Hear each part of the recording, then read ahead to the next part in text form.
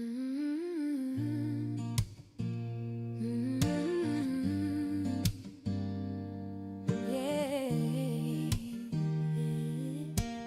Mm-hmm. A mother's heart is the hardest thing you'll ever come across. Her nurturing love will make you feel super soft. I don't wanna ever see you when it's sad. I can't stand the thought of seeing a mother sad. When they took her kids, it tore her apart. For the first time in her life, she was absent of heart. Not knowing where to turn, she buried her head.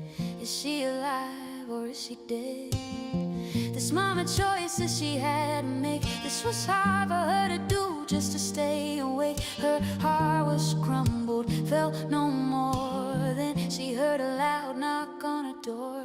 Sam knows what it's like to be destroyed. It's a feeling that hides behind a noise.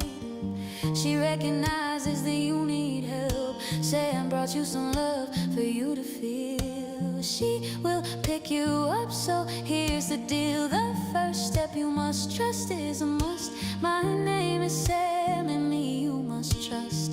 Now we can start this journey. Take a breath and wipe away your tears. Make sure now you're all ears. You need to hear the sound of your heart, so you know you're doing your part. Sam's healing journey is for all in pain. She is doing the stuff till she's no longer ashamed. She holds her children in her heart. She misses them so much, just like you. Sam does what she needs to do. She's giving up her pain to stand by you. Make sure you listen to what she says. She's truly helping you instead. Together we will all get a bit better. Do what you love, maybe knit a sweater. We all need to heal the way we can. So join this healing journey with Sam. We've got the love, we need it. Sam's got the heart, you'll feel it. Let's heal together. It's our journey here with Sam. It's our journey here with Sam. Yeah. Yeah.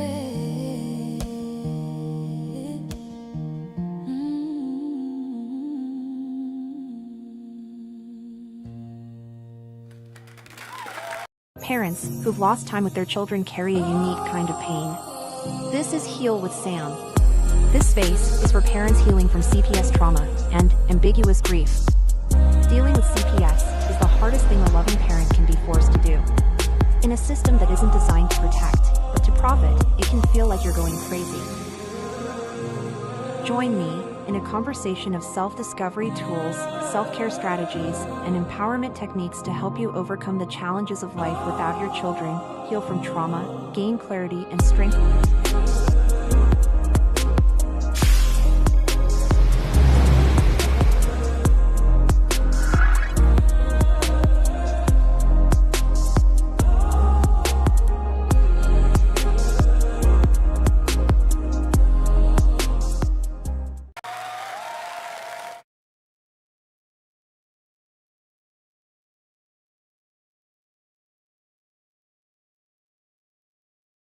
Hello, welcome to Heal with Sam.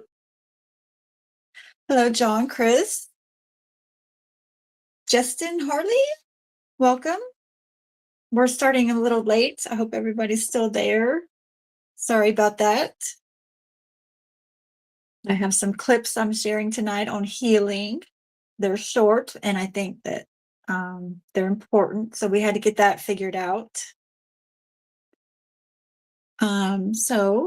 Here we are, the Heal with Sam show. Thank you for being here.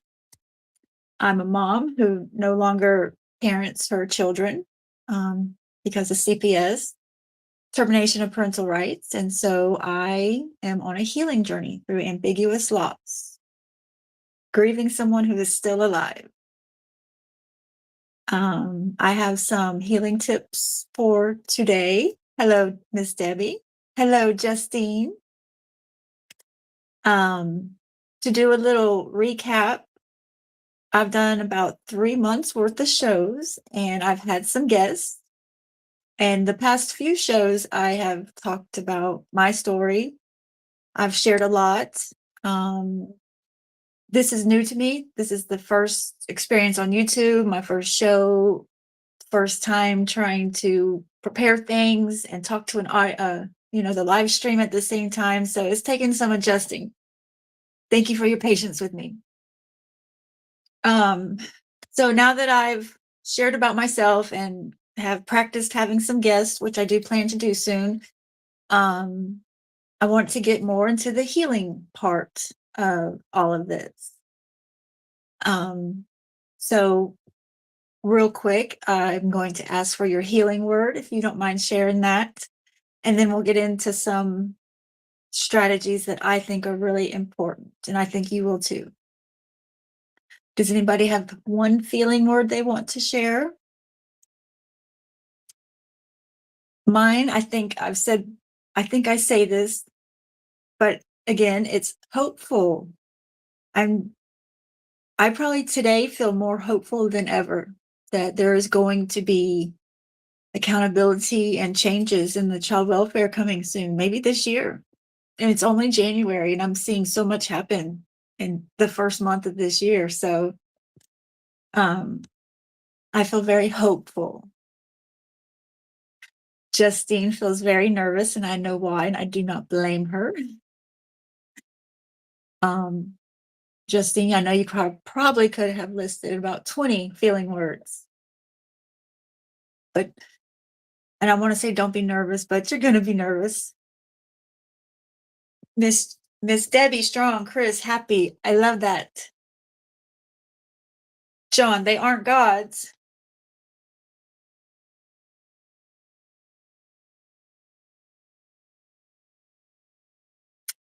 Um, so the first clip I'm going to show you, they're short, like I said, is Jake Wan. He's on Instagram, which I don't do Instagram a lot, but ironically, the two people I want to share with you tonight are from Instagram. And the first one, Jake, I've I feel really I'm very grateful. I don't think it was accidental that I found Jake on Instagram. He he speaks to me in a way that resonates with me, that it just clicks for me, and I hope it does for you too. Whenever you're ready, we can play the first clip. If you want a regulated nervous system is the name of this one. Are you ready, Alicia? Yes, Minnie. Well, I'm so happy for you, Justine. The first clip should be coming any second. Here it comes.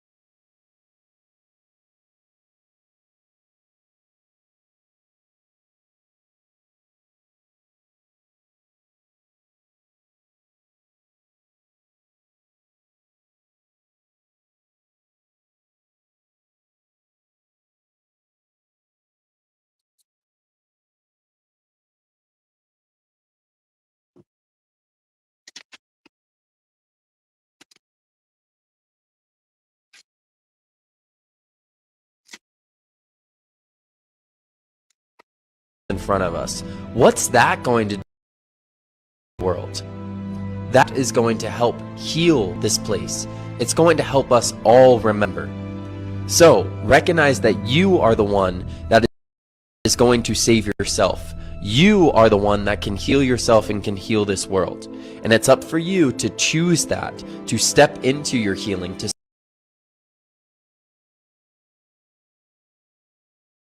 start doing the work each and every single day. Because as you do that, you will remember you are divine. You will recognize your power. You will find freedom. You will find peace. And you will bring that to the world too.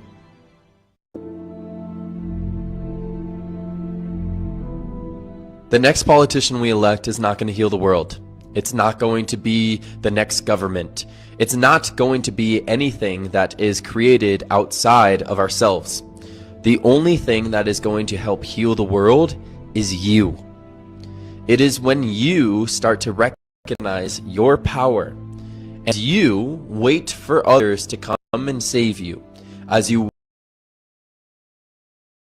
wait for the next Lord and Savior, all that you're going to do is hurt this place more and more. Because you are the one that will help heal the world. You are the one that holds that power. We all have the power inside of ourselves to, one, heal ourselves, and then as we do that, we help heal the world. It starts with you. We have the power within ourselves to heal 7 generations before us and 7 generations after us. And so we all start to do that. Imagine if we all start to heal. We start to recognize that we are one with the divine. And we all heal 7 generations behind us and 7 generations in front of us. What's that going to do to the world? That is going to help heal this place. It's going to help us all remember. So, recognize that you are the one that is going to save yourself. You are the one that can heal yourself and can heal this world. And it's up for you to choose that, to step into your healing, to start doing the work each and every single day. Because as you do that, you will remember you are divine. You will recognize your power. You will find freedom. You will find peace. And you will bring that to the world too.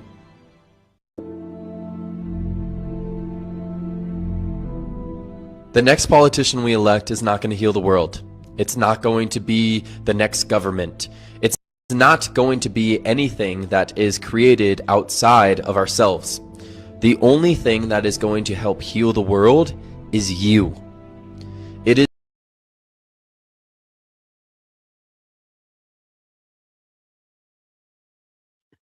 Okay.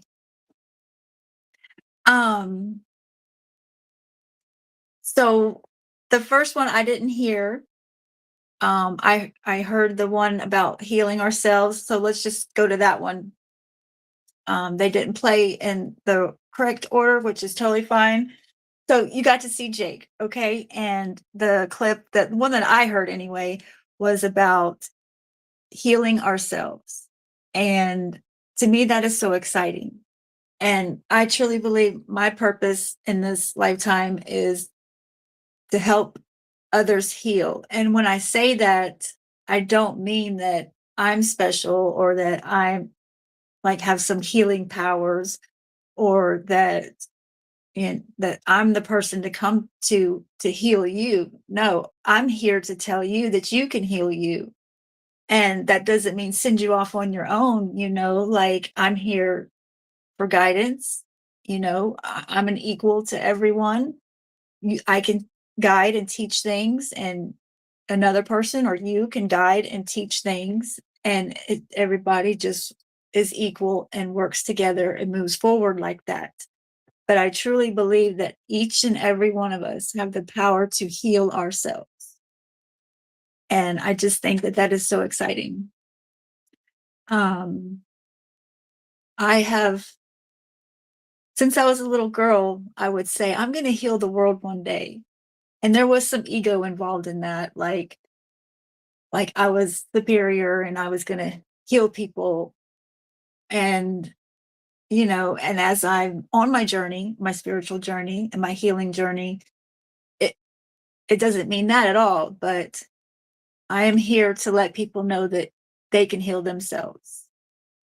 And I agree. I believe this has all been backed by science research that the number one way to heal ourselves is our breath. And that is so available to us. And it is so simple. It sounds simple. I'm going to get into it's not quite that simple, but I mean, the God I believe in, that is something he would do, like have the magical tool within us this whole time. And until we remember, we don't know to use it. And so, like that's what I'm here and others are here for, to help people learn how to use their breath to heal themselves. Especially in regards to the trauma of not having your children and grief and anger, because those emotions are very strong emotions and they get stored in our bodies. They get trapped in our bodies. We don't want to deal with them. We don't know how to deal with them. And so we push them down, we push them away, and they get stored in our bodies. And there's other ways to release what's built in our nervous system, but the breath is the most effective way to do that. Jake starts his day doing 3 things, and I do too most days. I struggle with self-discipline, I guess. So I'll find myself mad at myself if I skip a few days or forget or, make excuses. And I think it's important on this journey to always have compassion for ourselves. But Jake, the 3 things he does to start his day is breathing. When he wakes up, he takes 3 breaths, 4 seconds in, 4 seconds out. And it's a way to become in the moment.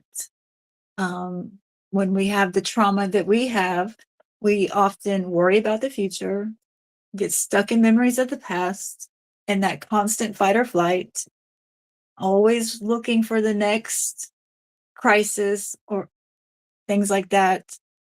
And it's really important to create safety and have peace and to rely on your breath to bring you into the present time. And that keeps you in tune with your body. And if you don't, science has proven that keeping these stored emotions in your body is what causes disease. And I believe that very much so as well. He also starts his day with putting his feet in the grass, which is grounding, and looking at the sunrise. Sunlight can be very healing. And they say it's safe to look at sunrise and sunset.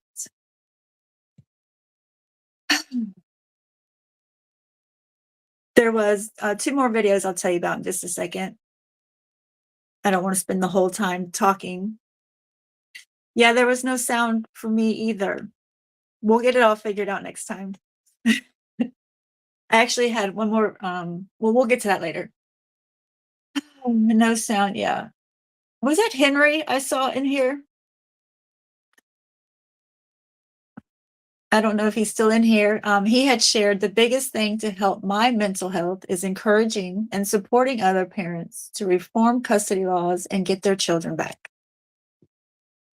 That's turning pain to purpose.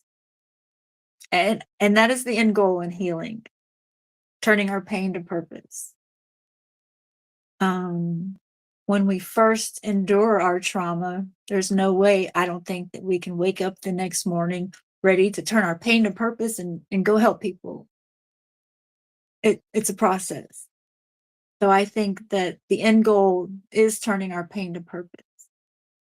Whether we realize it or not, I think it's something that just magically, beautifully happens, or it can be something we're aware of. But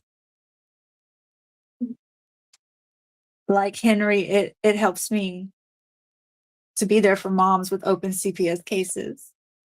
and it's helping them. It's a good thing. And like my TikTok, for example, one day my kids will have that to look at, and I know they'll at least get to see 3 years of content.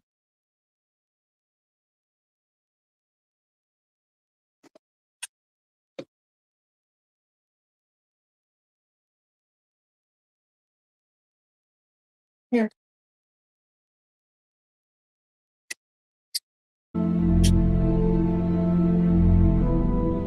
If you want to regulate your nervous system, these are the 3 things to do.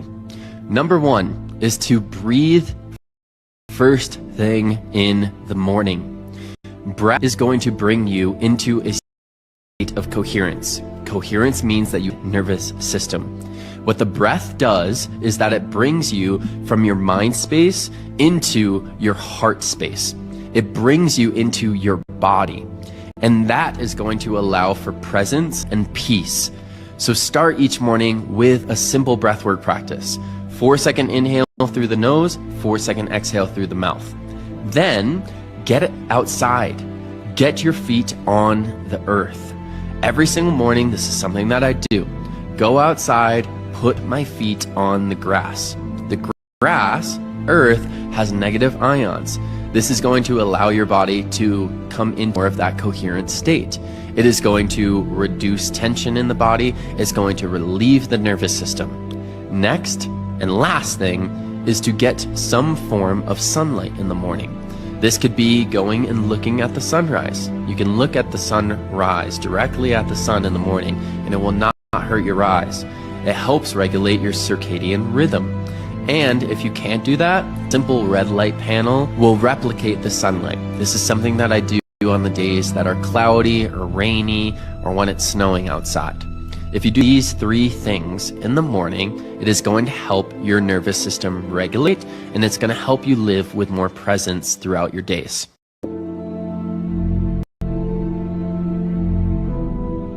If you want to regulate your nervous system, these are the 3 things to do. 1 is to breathe.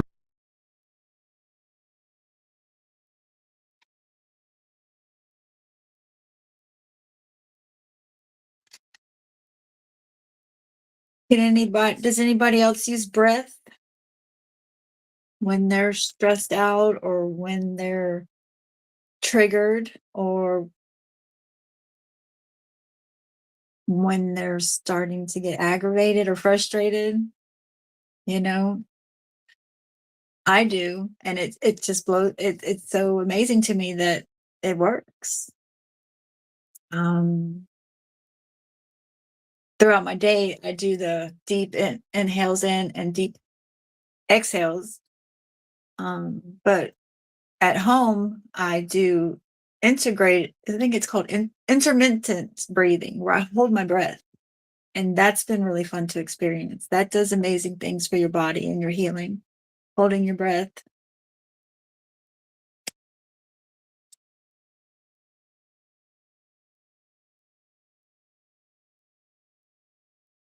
Oh, it's okay. Thank you. The video was perfect. Thank you. Oh, thank you, Paulette. Thanks to you.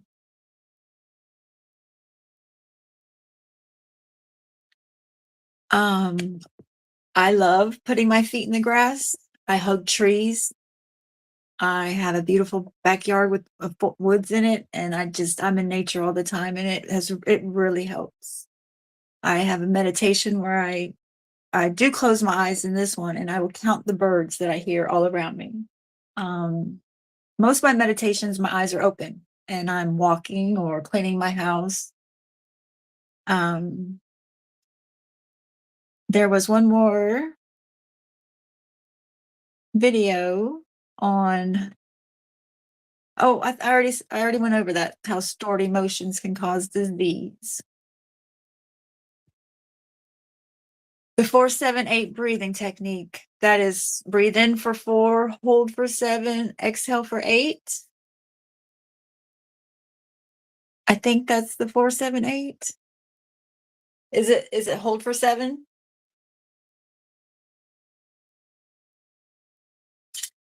It is difficult, especially when you have to sit there still with your eyes closed.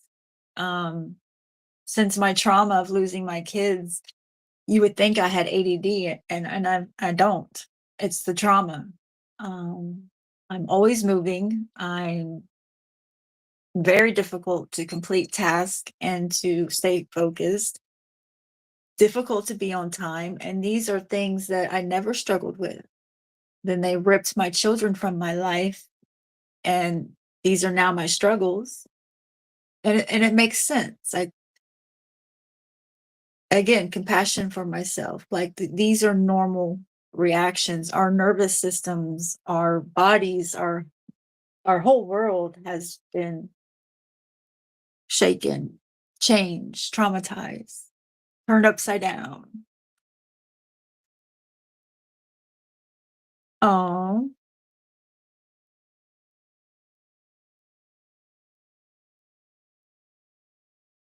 I love that, Paulette. Yep. So why make it hard on ourselves? Having to sit there in one still position with my eyes closed, it kept me from the good effects of meditation for a couple of years. So I do my walking meditation and my bird one outside, and I do one with the sun. Um, I'll sit or lay or stand facing the sun, and I'll close my eyes so I can feel the sun hit my eyelids, and all my attention, all my senses is just focused on that one area, and I will feel the sun just it, penetrating my eyelids, but it feels good. It feels energetic. It feels makes me feel alive on some days when I'm struggling. And then I'll move to my chin and I'll focus on my chin, and I'll feel just the heat and the sun on my chin, and then I go on down. And so that's a meditation I made up with the sunlight that I really enjoy. Yep. More people need to know. And I'm glad you know. And thank you for sharing that. I love that. We have something in common. Hey, hey, us Florida girls have to have a tan.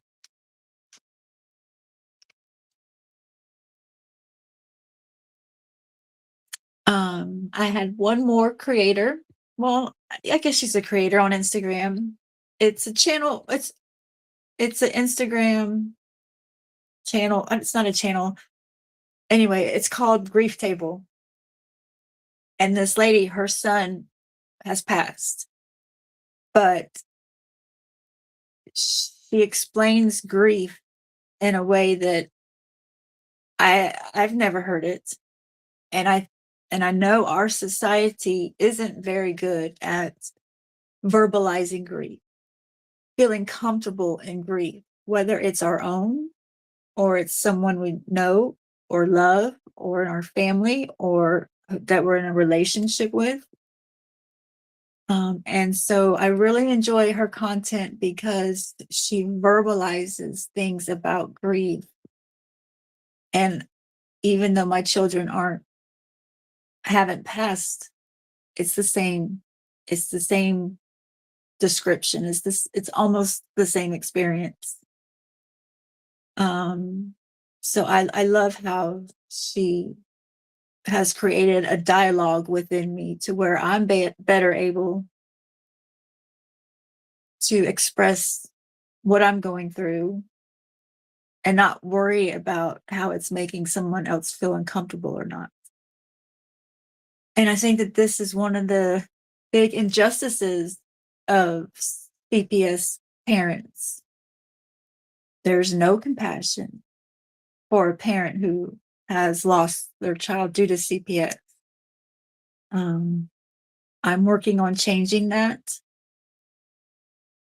but obviously it's been the stigma for decades and decades. And I feel like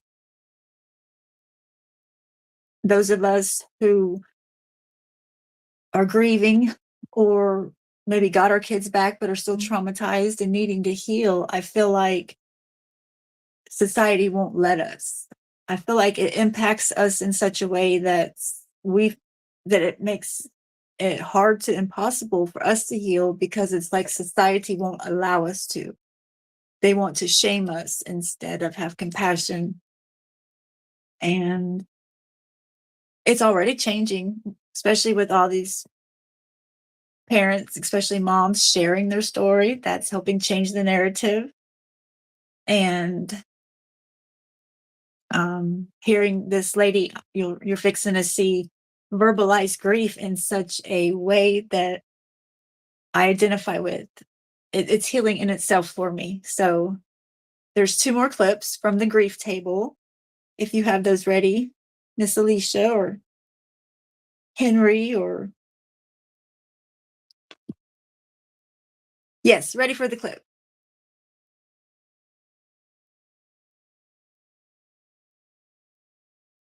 Emotional dissonance is when 2 or more emotions that don't seem to belong together actually exist at the same time.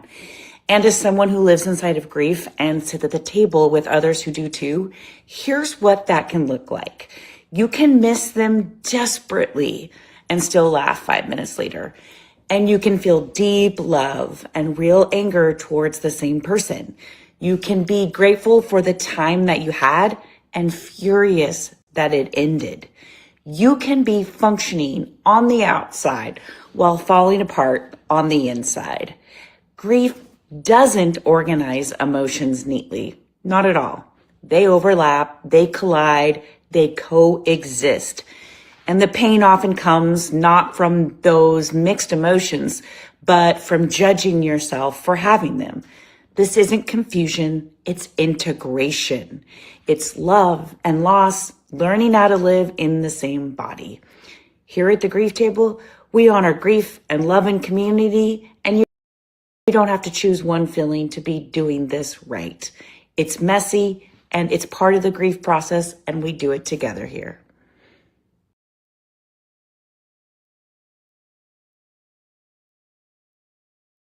Do you want to play the last one? Get it out of the way.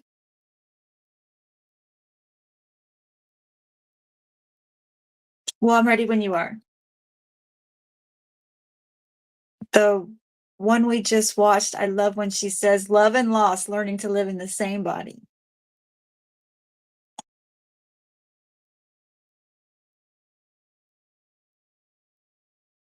Do you have the last clip with the same lady? Know that grief doesn't just hurt our heart, it physically rewires our nervous system. When we lose someone we love, our nervous system into survival mode. Grief isn't just emotional, it's deeply physical as well. You might feel exhausted or restless or hyper alert or unable to focus on things for months or years later. And that's because your nervous system is trying to make sense of a world without your person. It's constantly scanning for danger or threats. So if your grief feels overwhelming, you're not broken, you're human. And understanding this can help us offer ourselves more compassion and start finding gentle ways to soothe and support our nervous systems. Did you know that grief doesn't just hurt our heart? Thank you, Henry. That's all.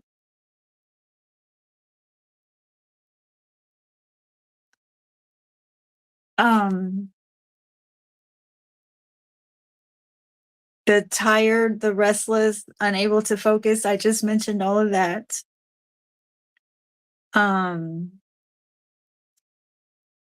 Grief for women gets stored in our hips.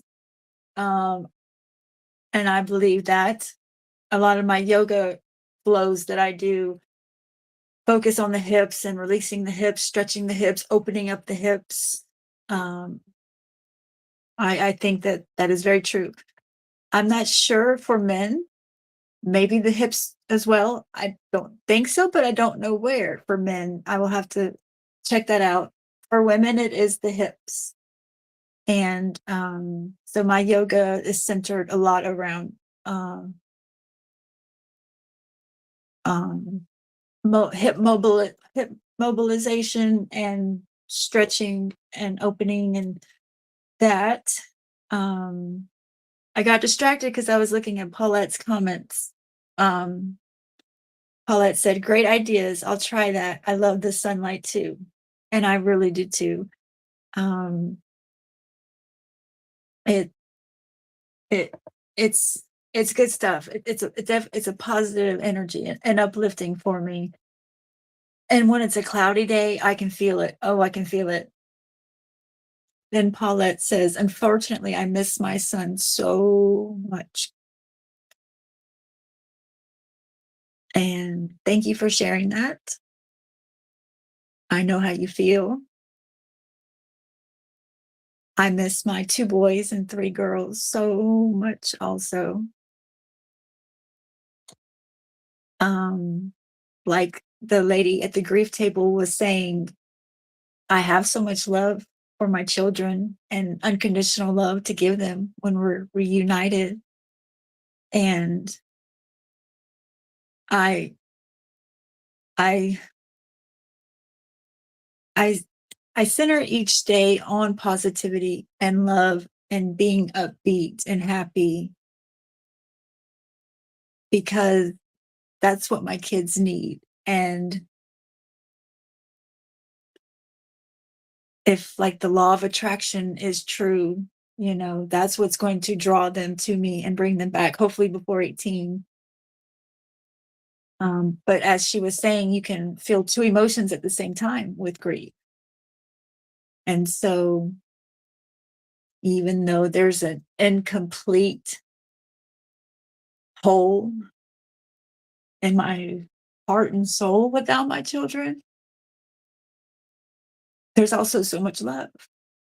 So I really identified with the grief table lady when she said that you can carry 2 opposite emotions at the same time when you're grieving the loss of your kids or someone you love. And it doesn't mean you're confused. It doesn't mean you're crazy. It doesn't mean you're bipolar. It means you're grieving.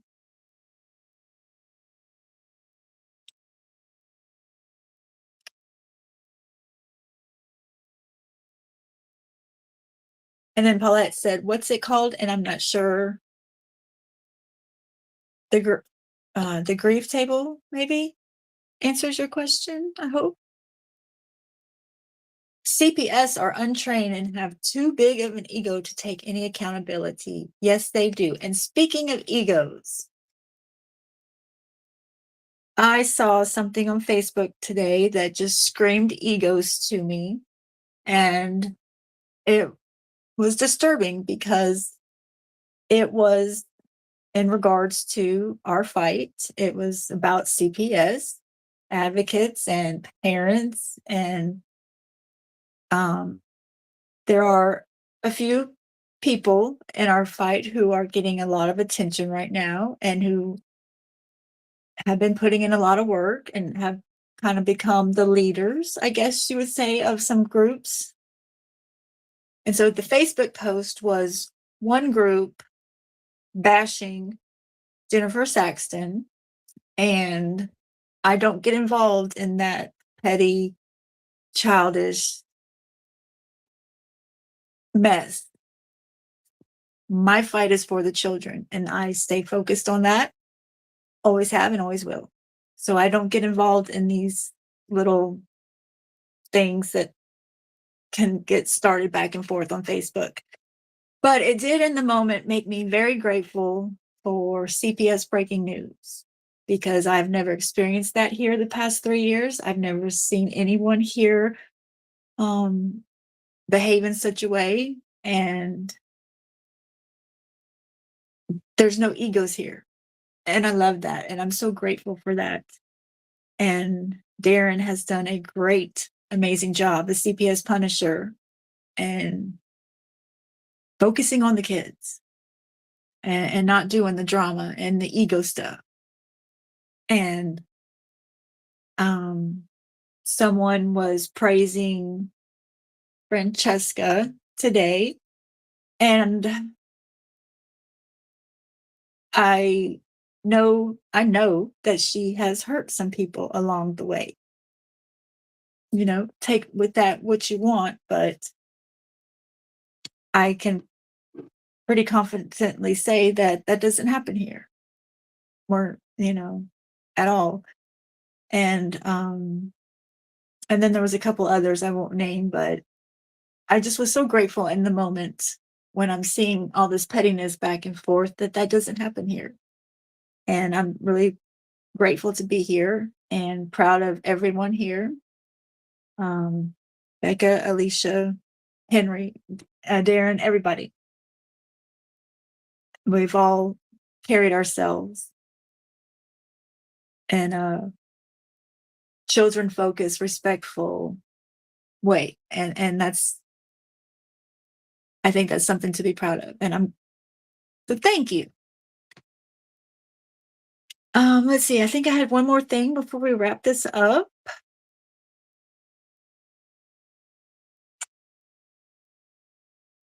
There's one thing on my mind, and I don't think it's. Oh, I know what it was. Triggers. It was a big deal in the beginning of my healing journey to identify and know my triggers. Not so much now, but wherever you may be at in your healing journey, identifying your triggers is really important. Pause that thought for a second. Oh, the Advocacy Olympics. Fixing the unearth. You're the best. Yes. Focusing on the broken system to protect children and keep families together. Chris, I got an email Wednesday. Part of the court orders from the last hearing include giving the court and the case team a written long-term plan for John's care if he is returned home. Oh, wow. That sounds like a reunification plan. That sounds encouraging. I love that language. That was your feeling word, happy. I bet that could be why.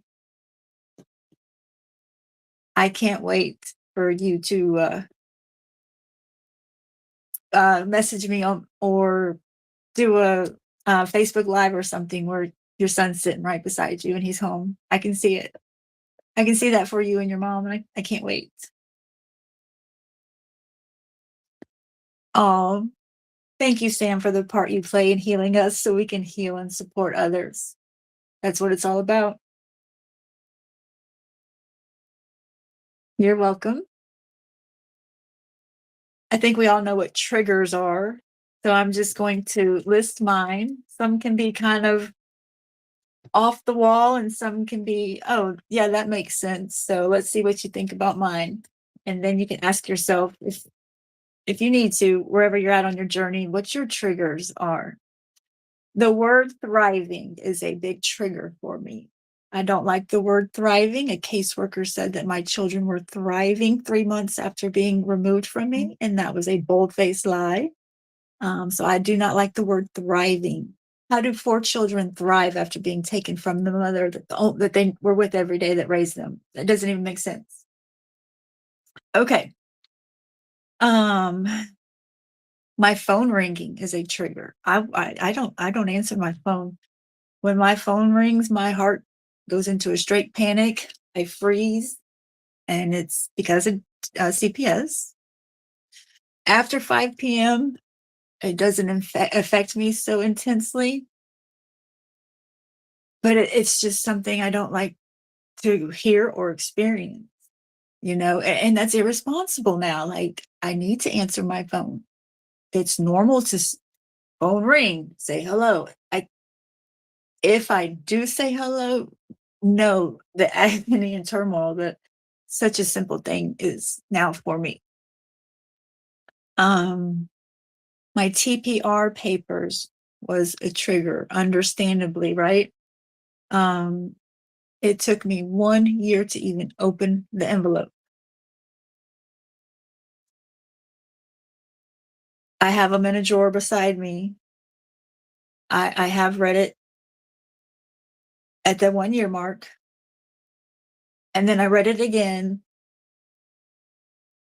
And I was glad I did, because I got something out of it that I wasn't able to even process at the first time I opened and read them. But I definitely don't like those papers. The word no is a trigger, but I think that's from being an only child more so than anything with CPS. The clothing section at the stores my daughters and sons too went to, the children's clothing section is a trigger. Families at restaurants can be a trigger, which I've been a server the past 4 years, and it's not every family, but there has been a handful of times when I was working, serving, and a family dynamic would remind me of what mine once was, or a certain child at the table would remind me of my child. And there was times, I mean, I would tear up at work, and I don't like to cry or show emotion anymore, but it would just touch my heart in a way that was very triggering. Also, on the flip side, when I would see parents be aggravated and frustrated with their child who was just being a kid, that affected me in a way that I had to count to 10 about. The kids on my street are a trigger, but not really in a bad way. They still come and check on me. They can't believe my kids were taken. But the kids on the street I'm on, my children were blessed and had a friend their age on the street. And so my children, who are now 14, 13, 10, 8, and 5, each have a friend on my street those ages. And so it's like I'm seeing the neighborhood kids grow, and I immediately think of my kids and what do they look like now? And so that's a trigger. And then the last one is my dad used to be a trigger. So I didn't have anything to do with my dad for a year when my case first opened. And then even that year, I had nothing to do with my dad because he betrayed me. It never sat right with me. Like, my family and I have always been very close. I'm the only child. At one time, I was daddy's little girl. I believe in loving and respecting your parents. I always tried to please my parents. Like, I was a good kid. I was a good student. And so that year that I had nothing to do with my dad, it bothered me so that even though he was dead to me, also inside of me, I was working through it because I didn't feel right hating my dad. So it was just a year of no contact. But when the contact began again, I knew he was a trigger, and I would have escape, exit routes, whatever, planned when I would be around him. So if he said something triggering, whether he meant to or not, at one time he would say things like that on purpose, but he changed during the no contact. And so if he triggered me at that point, it wasn't on purpose, but it was still a trigger, and I didn't want to react. So I would just bolt out the family, whatever gathering. And it quickly got better. And I'm very grateful that it did, because less than a year after our reunion, he got really sick and he passed away almost 2 years ago now. And I was there when he passed. I was right beside him. I moved back home when he got real sick, and I took care of him every day. And I'm very grateful for that. I don't know why I'm crying. I'm very grateful that I forgave my dad. And I'm very grateful that I was able to take care of him his last 4 months every day. He was sick for like a year, and I was there, very often to help my mom. She couldn't do, I mean, he was declining so fast, she couldn't do everything. So I stepped in, and then I had to move home. So I'm so grateful for that. And forgiveness is a huge part of my healing journey. And when I say that, people, they start squirming and getting like upset.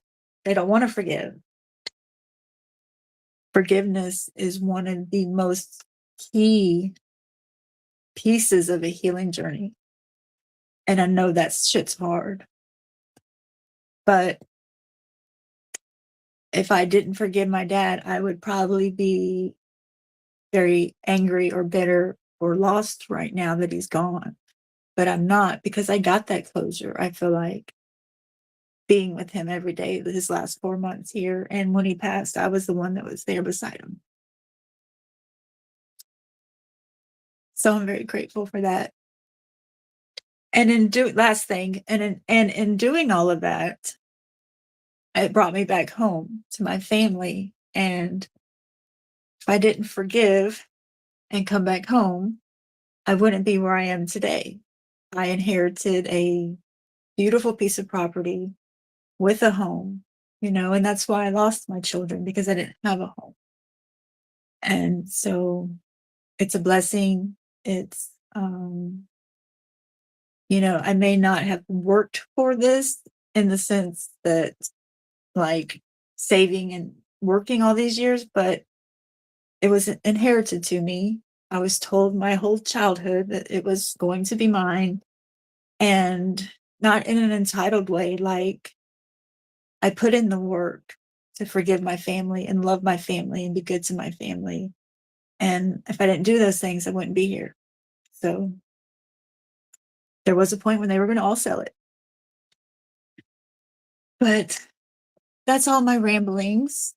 We got just a few more minutes. Henry had to forgive his ex every single day while y'all were together, or since all the chaos and your advocacy work.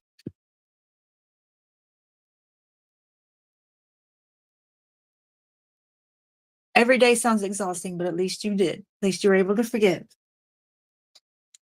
My biggest trigger is somebody telling me about something, and I know they're completely wrong, yet they're expecting me to believe it.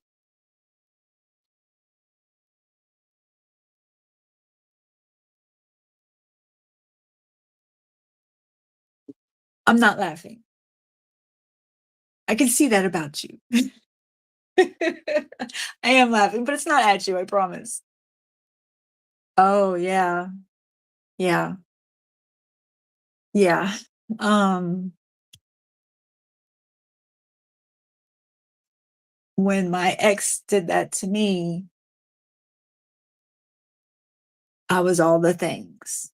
I mean, I was angry. I was ready to figure out what time he checked his mailbox, and I was ready to drive by and accidentally, oops, sped up and accidentally went off the road a little bit. Like, I was there. But I took all that to God, and it took a couple of years or more to forgive him, but I had to forgive him too, to some degree.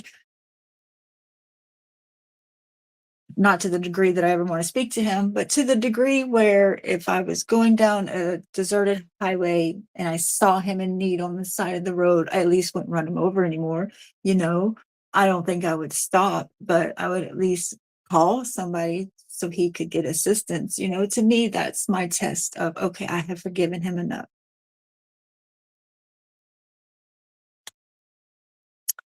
Um, Thank you for being here.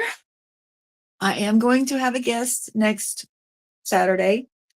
A very special lady, a parent, a mom from my county. She is very knowledgeable on substance. I don't want to say addiction, but we can throw that word in there. Substance use is a frequent part of parents with CPS cases. And there's many dynamics to that. And she's the one that knows a lot about it. She's one that overcame it.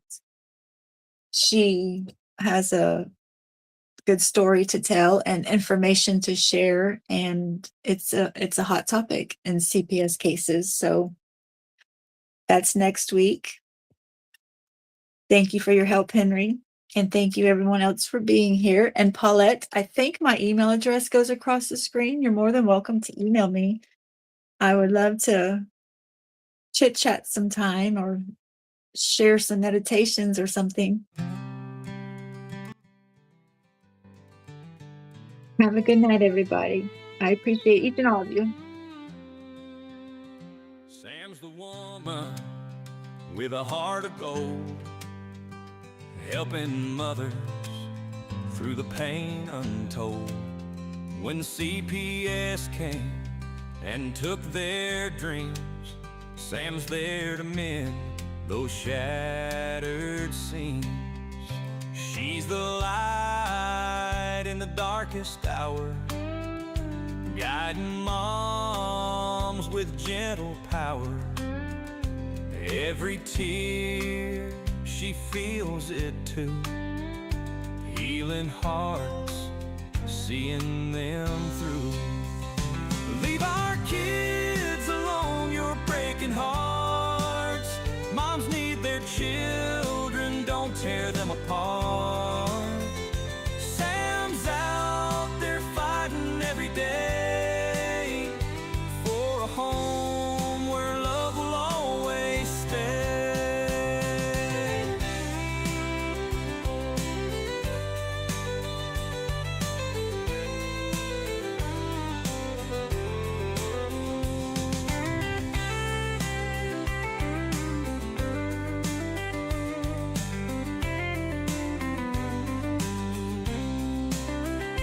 Trauma lingers, cut so deep. Sam's the one who helps them sleep, with a hand to hold and words to say. She brings hope to a weary day. In a small town where the whispers start, Sam's the shield for every breaking heart. Through broken dreams and endless nights, she stands tall and she shines her light. Leave our kids alone, you're breaking hearts. Moms need their children, don't tear them apart. Sam's out there fighting every day for a home where love will always stay.